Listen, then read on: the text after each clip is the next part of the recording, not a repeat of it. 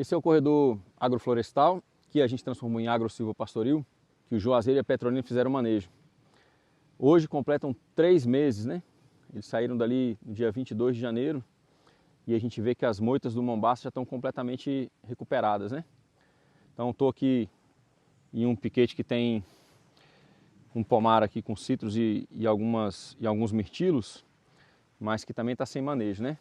Então aqui aonde eu estou, eles vêm hoje, amanhã eles vão para lá.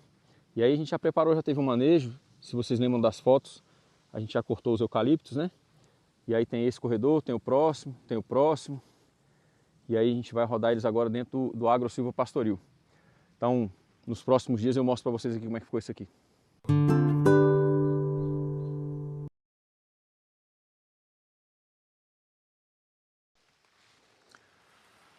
Essa área ficou com uma carga instantânea de um pouco mais de 2.000 ovelhas. Esse é um safo que já tem uns 4 anos, né? Tem um Mombaça aqui nas entrelinhas para fazer cobertura de solo. E o Mombaça ficou o capim com o maior Brix, né? Com o maior teor de açúcar que elas já experimentaram até agora. Agora vai entrar o inverno, esse Mombaça vai definhar um pouco e elas vão ficar sem forragem para uma segunda rotação aqui. Então aqui eu vou entrar com um mix de semente, aveia, azevém, ervilhaca, trevo, nabo, só aqui nesse meio. Mas o que eu quero mostrar para vocês é que tem 12 horas mais ou menos que elas estão aqui, ó. Então esse lugar aqui a gente vai conseguir no máximo mais umas 3, 4 horas aqui. Vai ser o tempo delas acabarem com essas moitas que ainda estão aqui e aquelas que estão lá na ponta, ó. E aí eu troco elas, elas vão entrar para cá. Vai ter mais uma subdivisão ali, então a gente vai fazer esse corredor todo em 3 terços, né? Já está preparado ali. Agora algumas observações, né? A quantidade de placas de esterco espalhadas para todo lado, ó. E uma delas desregulou um pouco o rumen, né? Então essas placas, o pisoteio aqui no solo, que vocês veem que o solo está todo quebradinho, né? Ó. Ainda mais agora com a chuva. Vai me facilitar semear para elas, para a próxima rotação a gente ter uma forragem de inverno. Aí aqui a gente tem uma ó, que não está em consistência ainda de diarreia, mas que já está mais mole, ó. Quase indo para diarreia. Eu suspeito que seja por conta da chuva e da mudança de capim, né? Elas estavam vindo num capim mais seco e entraram no Mombaça. Não consegui identificar ainda qual é. A gente tem que dar uma identificada qual é também e ver se melhora sozinha, né?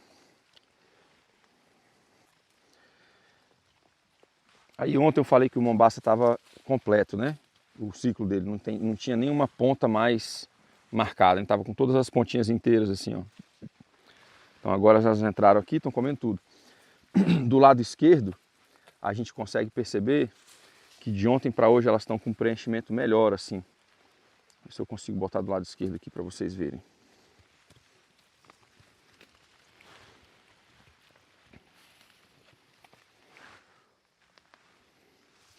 Ainda não, né? Tomaram um choque ali. Eu vou passar para o lado de lá, ver se a gente consegue ver o preenchimento delas aqui. O macho que veio com verme ainda está meio fraco, meio apático. E essa outra que está aqui na frente, ó, que está mais ofegante, também passou uns 2 dias deitada, não teve muito bem. Acho que é ela que está com dor de barriga lá, ó. Identifiquei, ó. Aqui dá uma olhada. Deixa eu ver se eu consigo fazer o preenchimento para vocês verem aqui. Eu dei uma olhada nos sintomas dela, talvez ela seja com a verminose que afeta o pulmão. Tem que dar uma olhada. Olha aqui, ó. O lado esquerdo, né? A fossa paralombar, ó. Bem preenchida, ó. Aquela ali, ó. O macho que estava doente já mais baixo, tá vendo? A gente vai percebendo a predisposição dos animais para conversão, né? Essa aqui está mais baixa um pouco, apesar de que ela está bem ainda. Essa aqui que está doente, ó. Olha como é que está mais baixinho. Essa região da fossa paralombar dela, ó. Então a gente vai avaliando assim. a saúde das plantas para colocar os animais no piquete e a saúde dos animais para mover de um para o outro, né? Hoje eles estão bem preenchidos. Vou trocar aqui provavelmente na hora do almoço, vão ficar aqui umas 16 horas, 18 horas. Aqui atrás de mim, o piquete onde a gente tem os mirtilos, elas não pegaram os mirtilos. Vocês vão ver um pastoreio um pouco mais seletivo, ó. Elas deixaram bastante as samambaias, algumas coisas para trás, eu não forcei muito comer, né? E aí atrás daquela linha lá tem outro piquete lá atrás.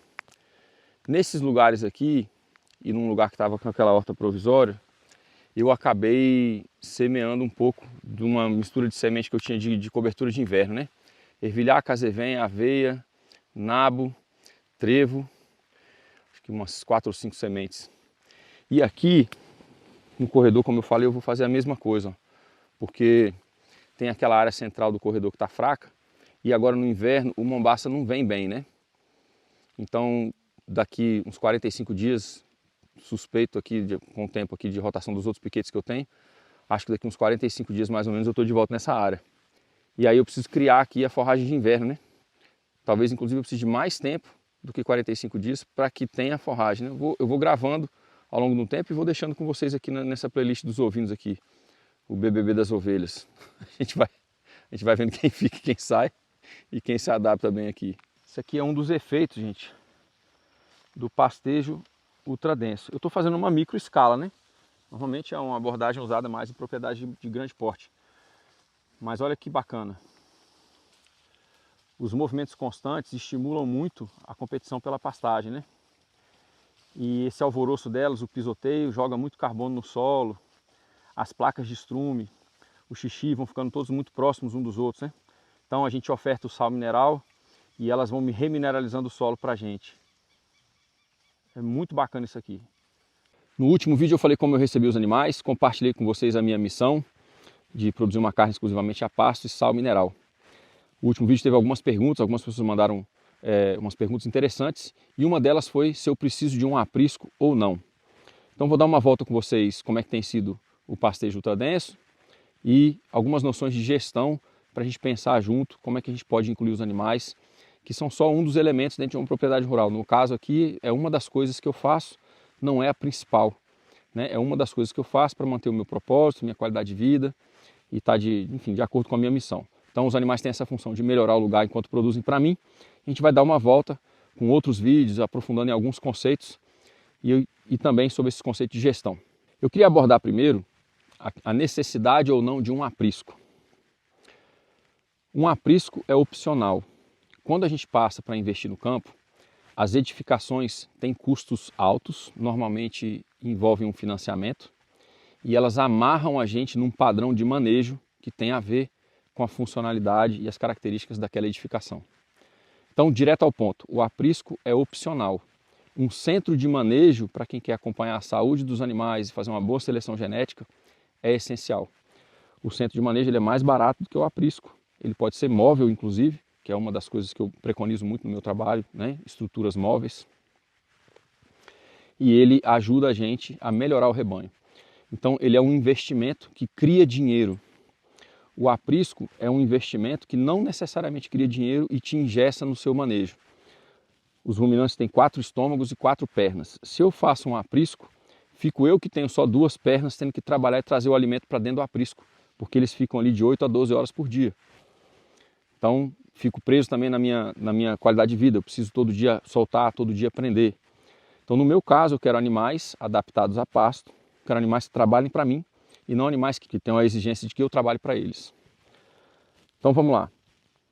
Quando a gente tem um investimento que ele se empata de 2 a 3 anos no campo, isso é um bom investimento. Quando você tem um investimento que vai de 5 a 7 anos, ele vai te comprometer financeiramente. Eu comecei com um teste seguro, 10 ovinos. Com 10 ovinos, 10 matrizes, em 3 anos eu empato o investimento de animais e de cerca, enfim, de outras coisas que eu precisei investir. Posso, inclusive, a partir do segundo ano, tendo mais condição, posso aumentar o rebanho.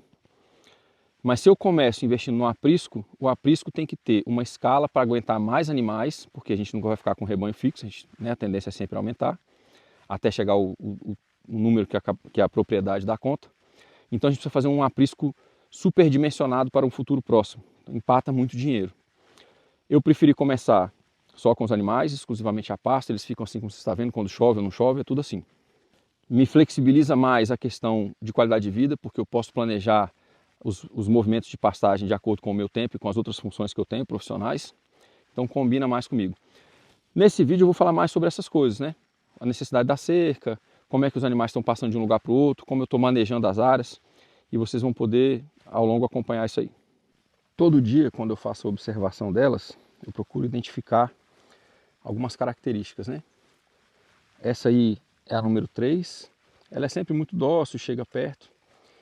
A 3, a 10 e a 5 tem tido um comportamento mais constante no comer, né? Sempre que eu venho ver, elas estão pastando mais. Então, é um traço que a gente quer botar para frente, né? A gente não sabe ainda como é que vão ser os cordeiros. A 5 não veio prenha, a 3 veio, a 10 veio. Então a gente pode escolher a partir delas. Mas o interessante aqui, ó, a gente tem nesse lugar aqui, agora vai fechar 16 horas. Faltam ali umas 2 moitas de mombaça só e elas partiram tudo, né? Agora eu vou abrir aquela linha lá, ó. Já tem uma lá na frente. Então nós temos mais um movimento antes de chegar no fundo desse corredor, né? E aí aqui a gente teve uma carga instantânea, ou seja, não é a taxa de lotação da propriedade, mas nesse lugar aqui a gente teve o equivalente a 2.300 ovelhas por hectare. Então tem um impacto bem bacana aqui, né? Anteriormente eu passei aqui e falei para vocês, né? Aqui é um lugar que eu vou semear umas coberturas de inverno, porque agora, entrando o inverno, Mombaça não recupera bem e eu preciso ter forragem aqui para quando eu voltar, né? Comeram bastante, ó. Estão bem cheias, ruminando, comportamento bem natural. Para vocês terem uma ideia de comparação, esse corredor desse agro-silvopastoril, né? Antes era um SAF, agora virou um agro-silvopastoril. Ele estava assim, ó. As moitas do Mombaça, a última vez que elas foram pastejadas já tem mais de 3 meses. Então eu já preparei essa área, elas vêm aqui e assim consecutivamente, depois elas vão para o outro corredor ali, né? Então, cada lugar desse aqui, elas têm ficado mais ou menos 1 dia e meio, a depender da forragem disponível.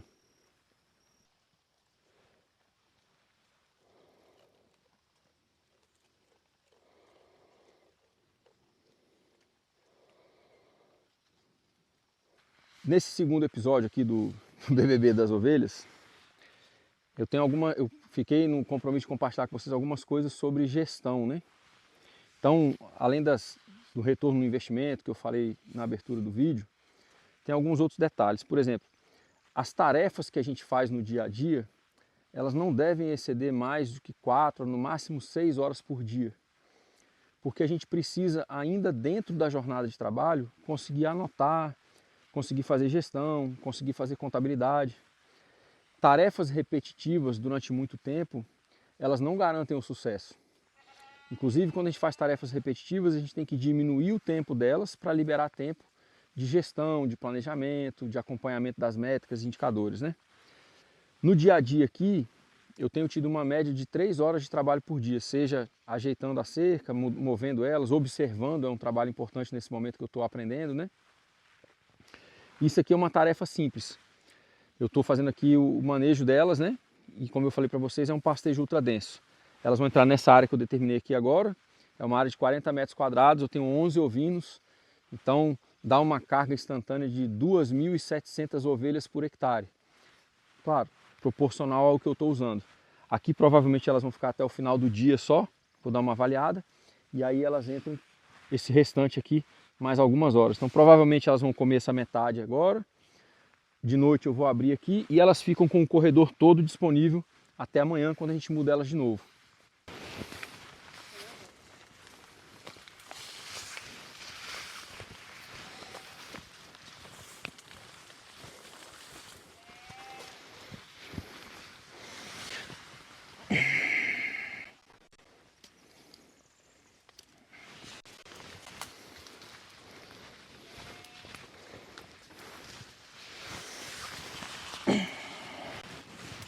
Filha da puta.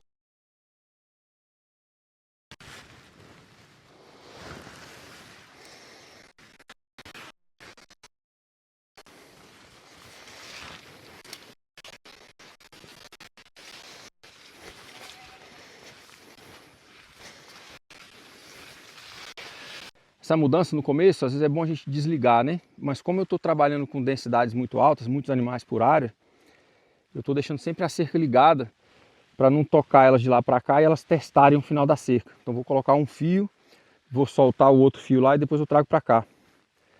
O ideal também hoje eu não trouxe, mas o ideal é já ter sobressalente, já deixa aqui preparado que só solta lá e elas já vêm, né?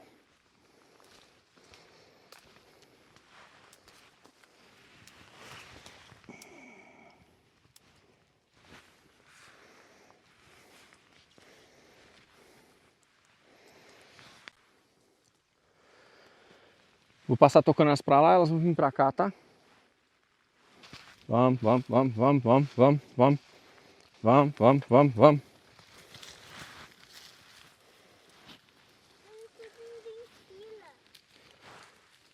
Elas estão indo em fila, né? Isso mesmo. Eu botei um fio para segurar elas lá, ó. Elas já chegaram lá, já viram o fio. Dá uma filmada, por favor, como é que elas estão comendo, ó.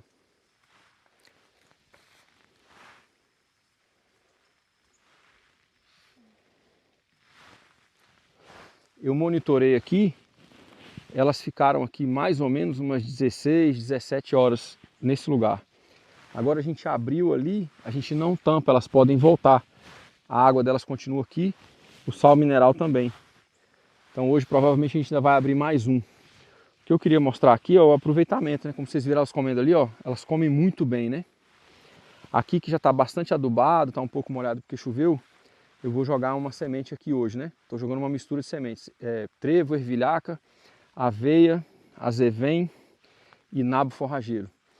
São cinco espécies de inverno, porque o mombaça não vai voltar agora, vai entrar o inverno, o mombaça não se comporta bem no inverno. Então eu já estou preparando a próxima rotação quando elas vierem. Se eu tivesse uma mistura de capins aqui, eu não faria isso, mas como vocês também tem bastante solo exposto e eu só tenho o mombaça aqui. Então se eu não faço isso, pode ser que na volta fique muito pouca forragem disponível para elas, né? De novo, entre semear, abrir e fechar aqui hoje com a cerca já montada, eu vou gastar 30, 40 minutos. É relativamente fácil, né? Nesse trabalho meu, é um teste, obviamente, estou fazendo pequeno. A questão também é do equilíbrio, né? Se eu estivesse dependendo desse empreendimento, eu provavelmente teria que começar com mais ovinos. Porque todo esse trabalho que eu tenho para mover 10, 11 ovinos, seria mais ou menos a mesma coisa, até aproximadamente 50. Só que tem que ver se a biocapacidade da propriedade dá conta desse tanto de animais. Aqui talvez chegue a 30, 40, não vai chegar a 50. E tem que ver também se você tem área para isso e pessoal para isso, né? Manejo para isso. Mas o tempo que você gasta para fazer o que eu estou fazendo aqui com 11 seria mais ou menos o mesmo, até aproximadamente umas 50 cabeças.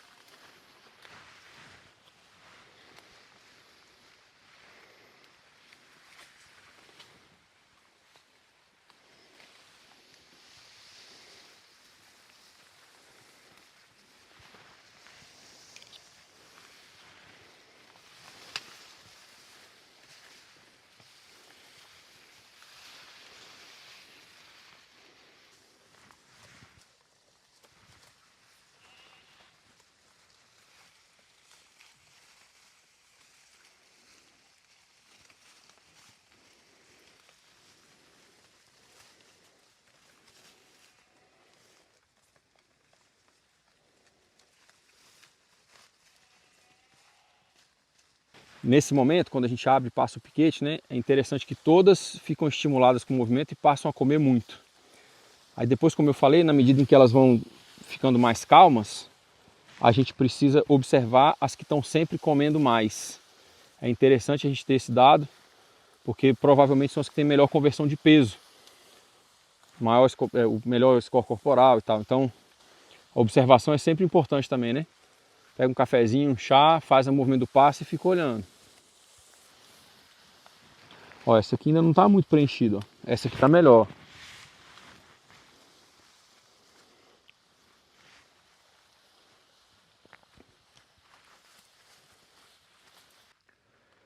Nessa área inicial aqui do piquete, elas ficaram numa densidade de mais ou menos 2.300 por hectare. Lá naquela faixa que é um pouquinho menor, que eu passei elas estão a 2.700 por hectare, né? Mas só para mostrar aqui a questão da densidade, né? As placas de estrume muito próximas umas das outras, ó. Essa adubação, essa eficiência de adubação que a gente não tem. E aqui agora, como tem muito solo exposto, e de novo como a gente vai entrar no inverno, eu vou passar aqui, vou jogar de lança aqui um consórcio de sementes aqui com 5 sementes de inverno, né? Então, por favor, para mim, você vai dar a volta aqui nessa moita assim, ó, soltando bem devagarzinho assim, ó. Ó, deixa eu te mostrar aqui assim, ó, soltando bem devagarzinho assim, ó. Tá bom? A gente está plantando comida para as ovelhas depois no inverno. Vai soltando uma mão de cada vez bem devagarzinho, tá? Tá bom. Oi. Hã?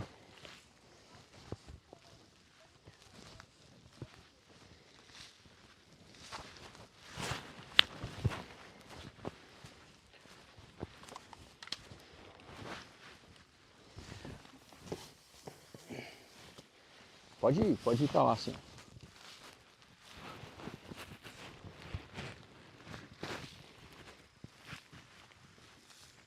Pode pra lá.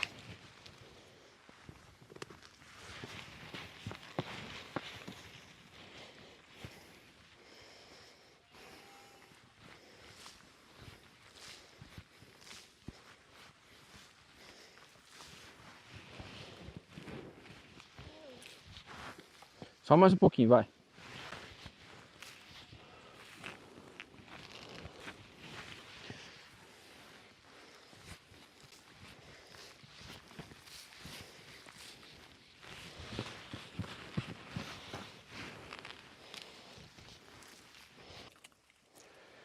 Enquanto eu faço o manejo da área que ficou para trás, cortando as folhas de bananeira, eu vou colocando aqui, né?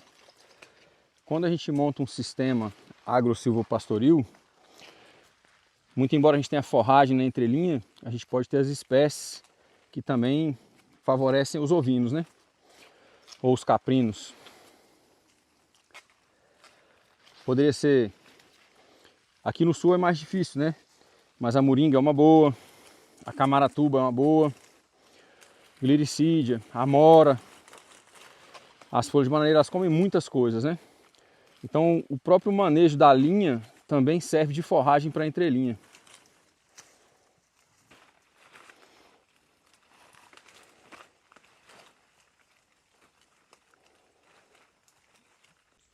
Elas voltam para a área que elas estavam antes para ruminar, ó.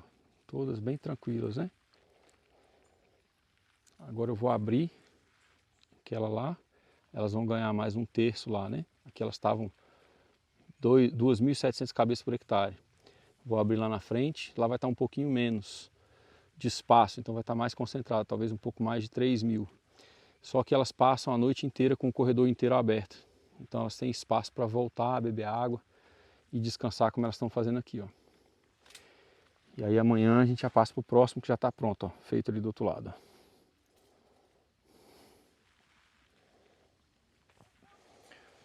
Já estão super acostumadas, ó.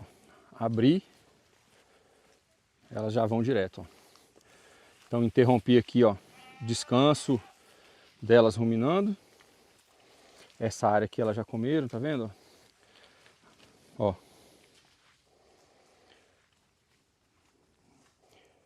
E agora ó, que maravilha, ó. A cada movimento, a densidade, né? A carga instantânea estimula o pastejo, ó.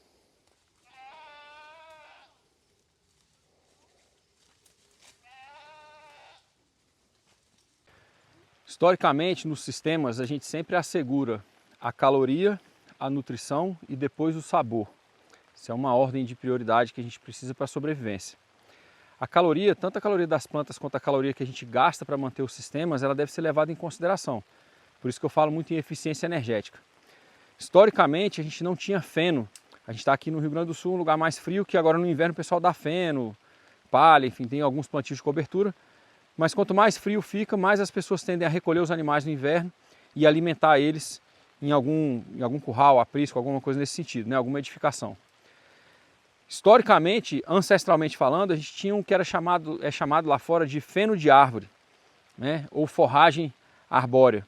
A gente corta, no caso aqui eu estou no margaridão, tem outras plantas mais nutritivas. A gente planta e bota as ramas para secar, igual a gente faz com tempero, e isso era ofertado para os animais na época do frio. Historicamente também a eficiência energética, a gente tinha essas árvores espalhadas nos sistemas. Então a maior parte dos pastos das áreas temperadas, elas eram silvopastoris, principalmente falando de propriedades pequenas. Então eram agro-silvopastoris. Esse manejo que a gente está fazendo do margaridão normalmente era feito no lugar para os animais poderem ter ali o aumento da forragem na época do inverno. Aumentava um pouquinho a entrada para o inverno ou outono e antecedia um pouquinho com o que estava seco, né, pendurado, na primavera. Então diminuía o tempo em que a gente tinha que gastar a energia, a nossa caloria, para ficar alimentando o animal dentro das edificações, do curral, do galpão, do aprisco. É uma prática que a gente precisa voltar a fazer ela. A gente foi abrindo mão do trabalho porque a gente acha que a gente pode compensar tudo com máquina e tecnologia. Mas na medida em que os combustíveis fósseis ficam cada vez mais caros, a gente vai ter que voltar a assumir mais trabalhos manuais. E eles precisam ser feitos, logicamente, levando em consideração a qualidade de vida das pessoas e a eficiência energética. Então, menos trabalho para mais resultado.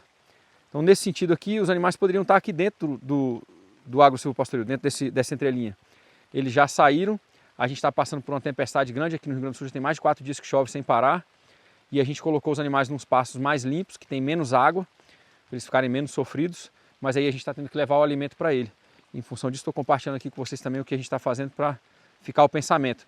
Precisa ter um planejamento de eficiência energética, de desenho de área, e a gente precisa fazer com que a gente trabalhe cada vez menos e tenha um retorno maior desse trabalho. Mas escapar o trabalho por completo é um pensamento mimado, impossível de ser feito, né? Tem um trabalho mínimo que inclusive faz bem para a nossa saúde, integrar os sistemas, né? Todo animal trabalha, mas é superavitário.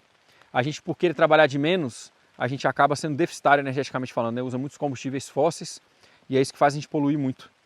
Então aqui a gente está cortando feno entre aspas, né? A gente está cortando uma forragem e levando para os animais que estão num pasto que tem menos problema de alagamento, porque a gente está chovendo muito. Então lembrei dessa história aqui com vocês aqui para a gente pensar isso quando a gente estiver abrigando animais e planejando sistemas para inclusão animal. Esse equipamento, ele mostra para a gente a potência da cerca. Ele mostra para a gente também nesse símbolozinho da bateria aqui, quando a bateria está fraca. Eu estou aqui no Rio Grande do Sul, a gente já está indo para uma semana praticamente, sem nenhum sol, muita chuva.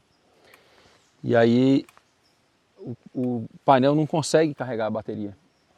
Então eu trouxe uma extensão da casa, uma das razões pelas quais eu botei esse equipamento perto da casa foi exatamente para poder fazer isso. Ele está desligado da bateria e está funcionando direto na tomada. Então ele tem um funcionamento no painel, que ele dosa, usa mais energia quando o painel está produzindo mais energia, na bateria, que ele deixa mais constante, e na tomada. Então agora eu tenho aproximadamente 10.000 volts, né? 10 kV, e a cerca funcionando. Se eu só tivesse a opção painel solar, não estaria funcionando. É por isso que as pessoas falam que cerca elétrica não funciona. A cerca elétrica, para funcionar, a gente tem que trabalhar com equipamento de qualidade, e o equipamento de qualidade é o que dá segurança para os animais, para a gente e inclusive para os animais contra predadores. Aqui fica campo, mas os cachorros não chegam nem perto da cerca, porque a cerca é forte. Então isso aqui é fundamental. Estou na outra ponta aqui do carregador, né? Mostrei lá, ó. A ovelha acabou de tomar um choque ali. Estou na outra ponta, né? Ó, quase 9.000 volts. 8.9. E aí é isso que segura, né? Aqui a gente vê quando o mato encosta assim, ele vai até ficando, às vezes até mata um pouco assim, né? Queima um pouquinho as folhas, porque é um choque bem mais forte. E é isso que segura elas. E aqui a gente está conseguindo fazer só com 2 fios e tem sido suficiente tanto para segurar cachorro do lado de fora quanto para segurar elas do lado de dentro. Elas não têm saído. Estou indo para o 4º dia medicando a borrega. O macho, que também era mais novo, morreu, né? Eu suspeito que eu comprei 11 animais, eu suspeito que as 5 mais velhas foram medicadas, porque eu fui informado que elas tinham sido vermifugadas antes de vir para cá. Lembrando, eu queria animais que viessem de uma propriedade que não vermifuga e que os animais já desenvolveram uma resistência. Eu não consegui encontrar isso, né? Então isso é um dos desafios que eu tenho para desenvolver esse traço dentro do meu rebanho. Suspeito pela idade dela e pela idade do macho, e pelo que aconteceu com os dois, que os mais novos não foram medicados. Eu não quero ficar medicando os animais, mas eu não vou deixar os animais ficarem sofrendo. Então o que vai acontecer? Isso aqui é uma fêmea, estou no 4º dia que eu estou medicando ela com ferro e B12. Aí eu coloquei ela aqui porque a gente estava no meio daquelas chuvas torrenciais no Rio Grande do Sul, e eu não tenho aqui um aprisco. Eu quero ter no futuro um centro de manejo, e o centro de manejo a gente pode ter também um lugar onde a gente deixa os animais que estão doentes, né? O centro de manejo me permite pesar, me permite avaliar os animais, me permite ter um trabalho constante com eles, sem criar uma lógica de que eu tenho que alimentar os animais, né? Por isso que eu falo, o centro de manejo é importante, o aprisco nem tanto. Deixei ela coberta aqui, ela ficou debaixo do carro. Como eu vermifuguei ela no primeiro dia, eu estou trazendo a serragem, cobrindo todas as placas de estrume todas as placas de estrume dela, para ela também não ficar num lugar sujo, né? Ela não teve diarreia e tal, mas ela não tem apresentado melhora. Já estamos no 4º dia, ela não levanta. Ela estava bastante anêmica, a gente está trazendo bastante capim, bastante folha de bananeira, bastante coisa para ela comer. Numa operação grande, por exemplo, com vários animais, isso aqui talvez não fosse nem possível, né? O animal talvez morreria por falta de tempo hábil das pessoas de cuidarem. Bom, esse é o manejo dela aqui. Mais um dia, 4º dia de ferro B12. Um pouquinho mais de serragem para ela, um pouquinho mais de comida. A gente tem dado comida 2, 3 vezes por dia. E vamos ver se ela levanta. Esse piquete foi o piquete que eu coloquei elas por mais dias. Elas ficaram aqui quase 5 dias, porque é um piquete que tem uma declividade boa. E ele estava com um bom escoamento. E durante as chuvas foi o lugar mais seco que a gente encontrou para deixar elas. Ainda assim eu fui subdividindo ele para elas aproveitarem melhor. Aqui não é um capim, é uma grama, né, de paisagismo. Se vocês notarem, o primeiro terço lá já está mais verde, foi o primeiro lugar que elas ficaram. O segundo terço aqui e o terceiro terço para cá. Então eu fui dividindo, né? Aqui vocês vão reparar uma vantagem do ultra denso, ó. Eu tenho aqui, ó, 1, 2, 3, 4, 5 placas de estrume, 6 ali, ó, num raio de mais ou menos 1 metro. Esse poder que a gente tem aqui de fertilizar dessa maneira, a gente não tem com outro tipo de manejo, né? Aí aqui eu tenho um imperativo, eu preciso deixar descansar pelo menos 3 meses, independente do tempo de recuperação da forragem. Que esses 3 meses é um mínimo para a gente começar a controlar o lance da verminose. Como eu falei, eu quero começar a selecionar animais que são resistentes à verminose. Para eu fazer isso, eu também tenho que ajudar e ter um manejo onde eu não aumento a carga de parasitas, né, nas pastagens. Então um descanso mínimo de 3 meses, independente de ser inverno ou verão. É um desafio. Eu tenho 10 animais, a propriedade tem em torno de 2 hectares abertos, mas todos eles assim, muito separados, né? Então a pecuária, enfim, a literatura preconiza 10 ovinos por hectare quando você tem área degradada e talvez até 40 quando você tem uma área muito boa.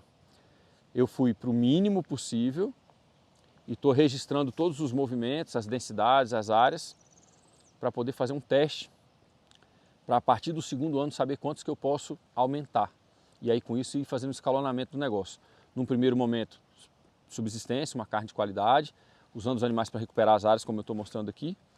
Né? Num segundo, terceiro momento, a gente começar a escalar um negócio. Tanto se eu conseguir fazer a adaptação genética dos animais, quanto a venda também do excedente. Essa área nova que a gente está preparando para elas. Aqui no total a gente tem mais ou menos 1 hectare que a gente precisa ir fazendo as faixas e caminhando com elas. Elas estão numa área aqui com uma densidade aproximada de 500 ovelhas mais ou menos por hectare. E foi o primeiro piquete que a gente trouxe elas aqui para baixo. Como é uma área que a gente não está sempre de olho, Eu estou deixando elas um pouquinho menos adensadas. Agora a gente vai fazer um outro procedimento que vocês já viram nos vídeos anteriores. Eu vou pegar um pouquinho de amostra aqui do capim que está aqui, que é um capim de rama, assim, bem fraco de nutrição. E vou avaliar o Brix. Vou espremer ele, tirar o sumo e ver o teor de açúcar. O Brix é o teor de açúcar. O Brix tem uma avaliação indireta de micronutrientes também, sais minerais. Mas ele é primariamente para a gente avaliar o açúcar disponível. Mas quanto mais açúcar disponível nas gramíneas, mais nutritivo elas estão para os animais.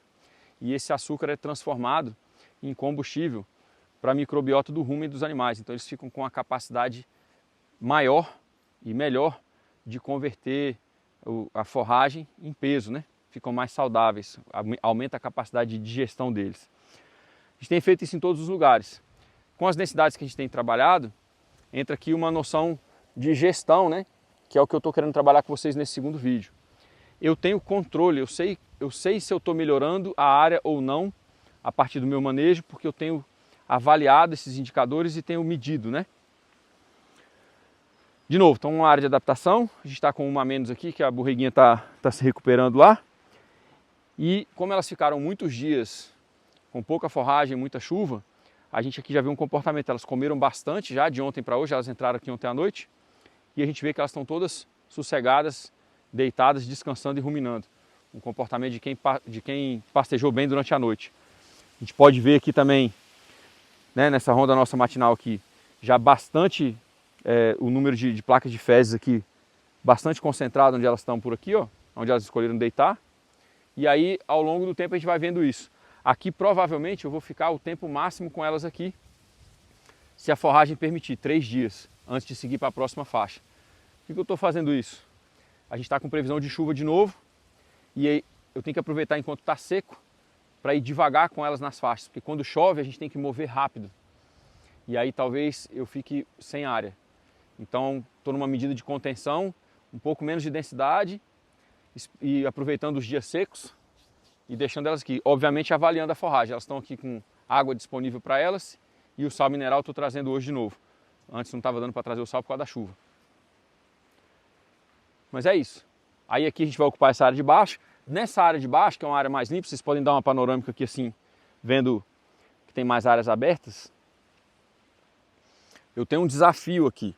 O desafio é de que eu consiga passar pelo menos 2 meses aqui, porque pelos cálculos que eu fiz, o acompanhamento nas zonas de ocupação do sítio mais perto das 2 casas, a gente conseguiu em torno de 30 dias, um pouco menos de 30 dias. Mas tem algumas áreas para abrir lá ainda.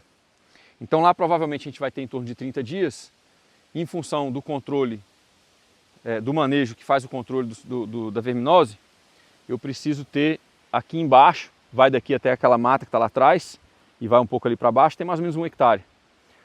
Nessa área aqui eu preciso ver se eu consigo ficar com elas em torno de 3 meses, desculpa, 2 meses.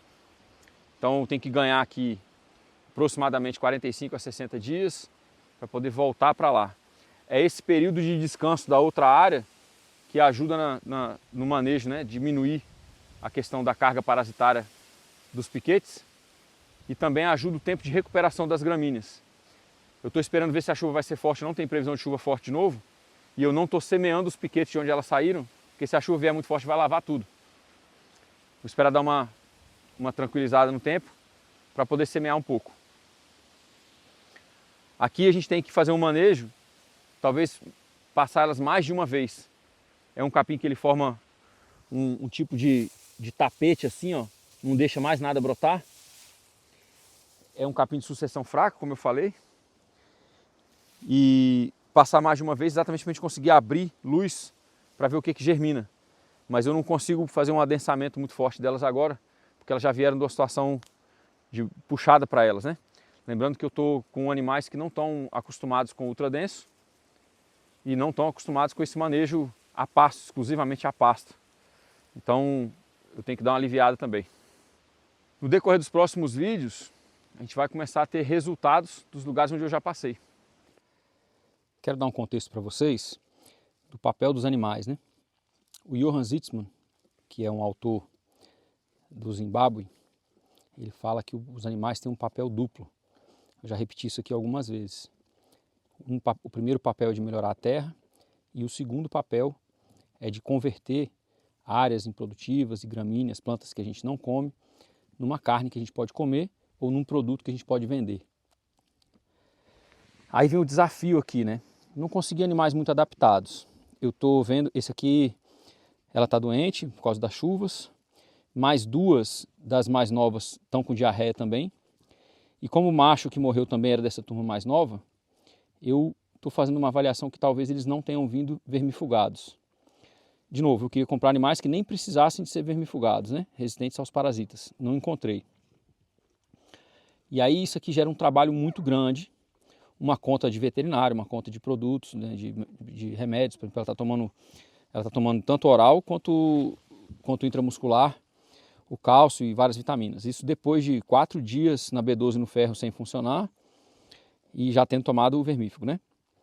Fui no pasto hoje, mais duas dessa geração mais nova também estão com dor de barriga, ou seja, devem estar com verme. Eu vou olhar para ver se estão anêmicas para poder tratar. Um animal que custa em torno de R$500, ele já consumiu o valor dele todinho em mão de obra e medicamentos. Preciso deixar marcado para não botar a genética dela para frente. Preciso tirar 2, 3 filhotes que possam produzir uma carne para a gente comer e abater esse preço. É delicado falar assim, né, matematicamente disso, mas se a gente não olha desse jeito, a gente não tem viabilidade no campo. Então esse é um dos desafios que a gente tem na gestão. Ela precisa ser identificada, a genética dela não pode passar para frente e eu tenho que deixar ela cruzar uns 2 ou 3 ciclos para tirar o valor de investimento dela e depois colocar ela também para ser abatida. Como o número que eu tenho de animais é pequeno, talvez eu demore muito tempo para fazer isso. Sigo na busca de um rebanho geneticamente adaptado, resistente a parasitas, exclusivamente a pasto, para poder aumentar o meu, assim que esse aprendizado passe. Tive que colocar na frente de casa, de novo, aprisco é supérfluo, mas um centro de manejo não. Se eu tivesse um centro de manejo, eu podia colocar de abrigo e deixar ela lá. Tive que trazer aqui para frente da casa. Bater um papo com vocês. Essa daqui é a número 3. Ela sempre vem dar um oi. Eu cheguei no piquete aqui ontem, ela estava com carrapato, eu olhei as outras e as outras não estavam. Vai para as anotações do caderno de campo, né? Agora, toda vez que a gente vem, a gente troca e limpa a água aqui 2 vezes por dia. Trouxe umas folhas de bananeira. Cheguei aqui, tem umas placas de estrume com diarreia. E aí eu fui identificar aqui quais são. Se vocês olharem ali, ó, aquela que está ali atrás, ó, tá com a bunda suja, ó. E ela tem ela e uma outra. De novo, as mais velhas estão bem, a 3, a 10, a 8. Perderam um pouco de peso com as chuvas, mas estão recuperando bem. Esse capim que eu achei que era fraco, continua sendo fraco, mas dentro dos que eu tenho aqui, ele deu Brix 6. O Brix dele bateu mais ou menos com o Brix do Mombaça. Então, só que ele é um capim de rama, né? Então, na medida em que elas pisam, elas fazem o pisoteio, elas já não comem mais. Aqui vocês conseguem ver a diferença de cor de um lugar para o outro. Vou passar elas para o outro piquete ali, ó. Com a lã, dificulta um pouco da gente ver, mas se vocês olharem aqui, ó, do lado esquerdo, a fossa paralombar ali, ó, vazia, tá vendo? Olha a diferença dessa aqui que chegou agora, ó, é a 3, ó. Muito mais cheia, muito mais redonda, né? Toda vez que eu venho aqui no pasto, ela é uma das que está sempre comendo mais. Isso é uma das informações que a gente quer ter quando a gente vai fazer seleção. Essa aqui também, ó, perdeu peso, mas está mais cheinha, ó. Algumas estão com a fossa paralombar mais vazia, indicando que a gente já tem que seguir. De toda forma, pelo manejo preventivo da verminose, eu já tenho que tirar elas daqui. Hoje eu estou no 3º dia. Nesse lugar aqui eu não estou conseguindo adensar. Aqui elas estão numa densidade de mais ou menos 1.100 por hectares. E eu fiz vários piquetes, não sei se vocês conseguem ver as linhas dos piquetes feitas ali já. Vou passar a cerca elétrica.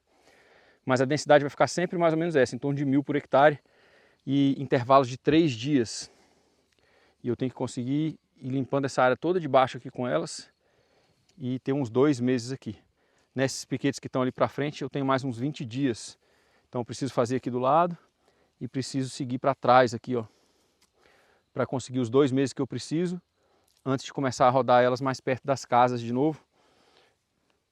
Isso não em função necessariamente do crescimento das gramíneas, que é o correto de fazer, mas mais em função da verminose que eu estou tentando conter com o manejo rotacionado.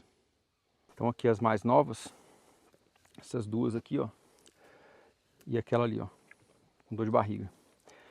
Eu hoje botei uma porção do sal misturado com um suplemento de vitaminas e misturado com bastante cinza do fogão a lenha.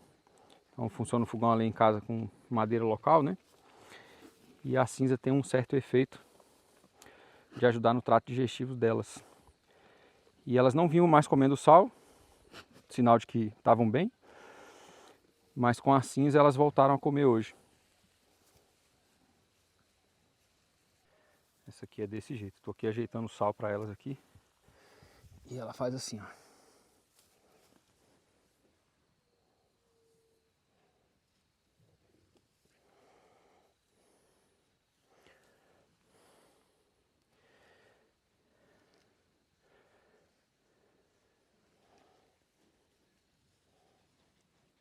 O que foi, Tris?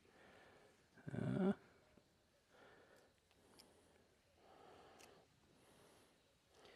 Não sei se vocês vão conseguir ver o olho dela aqui, ó. Eu fiz o famacha dela ontem, ela estava bem.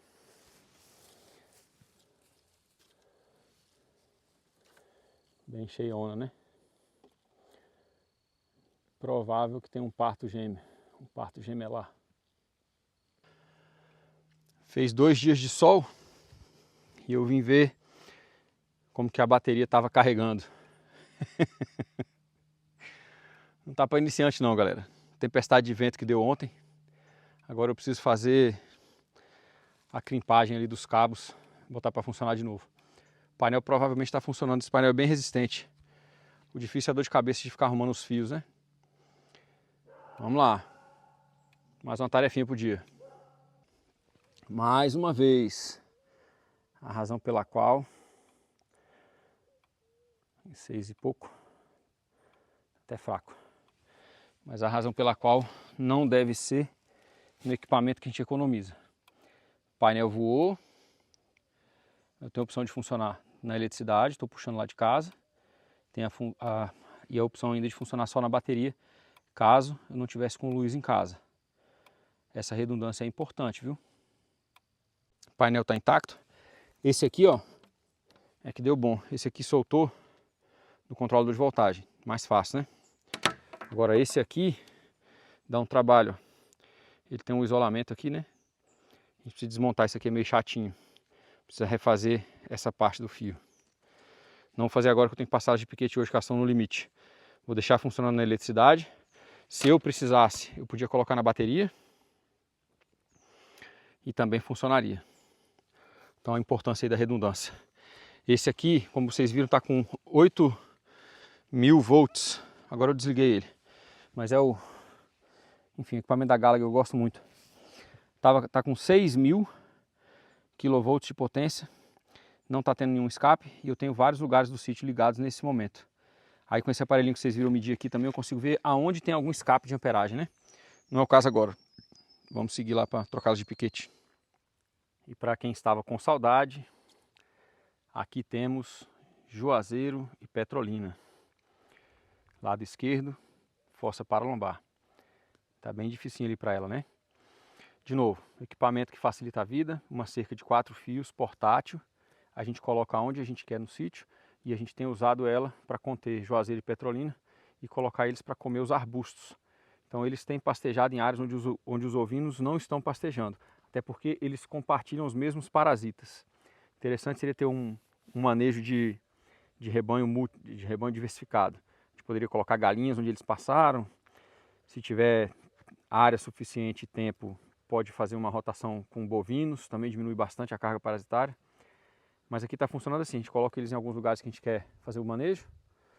Usa essa cerca aqui, que é uma Smart Fence da Gallagher, também muito boa. Operada por uma pessoa só. E a gente consegue segurar eles onde a gente quer, na hora que a gente quer, pelo motivo que a gente precisa. E detalhes da gambiarra. A gente tem usado um fio condutor, que ele também é um fio isolante para fio terra. Isso aqui, quem compartilhou isso aqui um tempo atrás foi o Guilherme Carvalho. Ele trabalha com pastoreio de faixa também, ultradenso. Ele fez um curso comigo sobre água, mas a gente mantém contato. Um amigo aí que a gente tem para trocar ideia. Aqui uma gambiarra, né? Eu pego o fio ali e passo ele para o outro lado da estrada. O ideal é que estivesse enterrado, mas aí precisa de alguns investimentos de infraestrutura no sítio que eu não vou fazer agora. Aí a mesma coisa, a mesma gambiarra aqui onde está a Juazeiro de Petrolina, eu levo para cá, ó. E aí com um fio só eu consigo distribuir a eletricidade. Esse é o momento que esse rapaz sem treino, praticamente sem freio, aprende a trabalhar. Come by. Ei, não. Come by. Ei, não. Aqui, ó. Come by. Muito bem. Muito bem.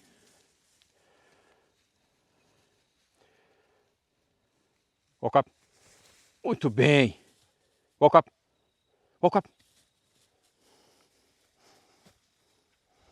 Elas estão ressabiadas do fio ali. Tá assim. Away. Não. Walk up. Aqui, ó. Tá assim. Não. Aqui, ó. Walk up. Isso. Lie down. Muito bem. Deixa eu ver se eu passo elas para frente ali agora. Tá, stay. Não. Stay. Lie down. Lie down. Muito bem. Walk up. Walk up. Ó, eu dando comando errado aqui para as ovelhas. Vamos, vamos, vamos, vamos, vamos, vamos, vamos. Elas estão com medo de passar em cima daquele fio ali, ó. Vamos, vamos, vamos. Vamos, vamos, vamos. Aí na hora que uma passar, as outras vão também. Vamos, vamos, vamos, vamos. Já deixei mais ou menos acertado ali. Não estou conseguindo nessa área as maiores densidades, mas ainda assim um pouquinho acima de 1000 por hectare. A gente vê bastante efeito de adubação e de impacto animal. Muito bem, Thais, muito bem. Dever cumprido. Esse fio vai segurar elas. Eu vou botar um embaixo ainda, né? Mas aqui a gente percebe esse efeito quando a gente trabalha com densidades maiores. Aqui ainda não está um ultra denso, está em torno de novo de 1100 por hectare. E tem um outro detalhe desse pasto aqui que predomina muito esse capim, que é um capim de rama, e a gente perde muito em diversidade. Então a gente tem que causar um distúrbio muito grande para conseguir fazer brotar outras espécies e elas terem diversidade no pastejo delas.